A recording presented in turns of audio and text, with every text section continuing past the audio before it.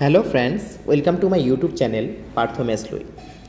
আজিৰ ভিডিঅ'টোত মই আপোনালোকক জনাবলৈ গৈ আছো অৰুণোদয় আঁচনি নতুন এপ্লাই প্ৰসেস সম্পৰ্কে কেইবাটাও গুৰুত্বপূৰ্ণ ইনফৰমেশন। প্ৰথমতে মই আহো অৰুণোদয় পষেক সপ্তাহটোৰ সম্পৰ্কে।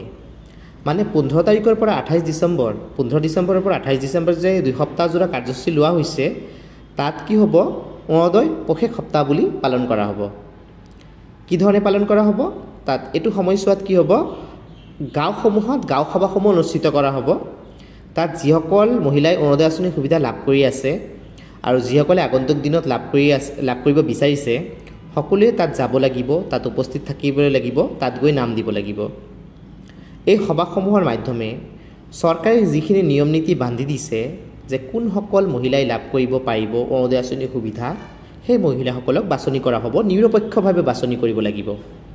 তাৰ পাছত আগন্তুক দিনত তেওঁলোকৰ নামত ফৰ্ম ফিলআপ আদি হ'ব, প্ৰসেস হ'ব যেন তেওঁলোকে অৰুণোদয় আঁচনিৰ সুবিধাখিনি লাভ কৰে। তো প্ৰথমতে অৰুণোদয় আঁচনিৰ হিতাধিকাৰীসকলক আৰু আগন্তুক দিনত যিসকলে হিতাধিকাৰী হ'ব সকলোকে মই জনাই দিওঁ আপোনালোকে প্ৰথমতে গাঁও সভাসমূহত গৈ যোগদান কৰিব, তাত উপস্থিত থাকিব, তাত গৈ আপোনালোকৰ নাম দিব। ইয়াৰ উপৰিও বেচিক এলিজিবিলিটি ক্ৰাইটেৰিয়াটো মই আপোনালোকক জনাই দিওঁ যে প্ৰথমতে আপুনি অসমৰ স্থায়ী বাসিন্দা হ'ব লাগিব অৰুণোদয় আঁচনিৰ সুবিধা লাভ কৰিবলৈ হ'লে, আৰু কেৱল মাত্ৰ স্থায়ী বাসিন্দা হ'লেই নহ'ব, আপুনি প্ৰেজেণ্টলি অসমত বসবাস কৰি আছে সেইটোও হ'ব লাগিব। আৰু তাৰ পাছত আপোনাৰ আধাৰ সিডেড ৰেচন কাৰ্ড থাকিব লাগিব, আধাৰ কাৰ্ড সংলগ্ন ৰেচন কাৰ্ড থাকিব লাগিব। আৰু এটা মোষ্ট ইম্পৰ্টেণ্ট থিং যে ৰেচন কাৰ্ডত কি নাম থাকিলেই অৰুণোদয় আঁচনিৰ সুবিধা লাভ কৰিব নেকি সেই সম্পৰ্কে জনাই দিওঁ।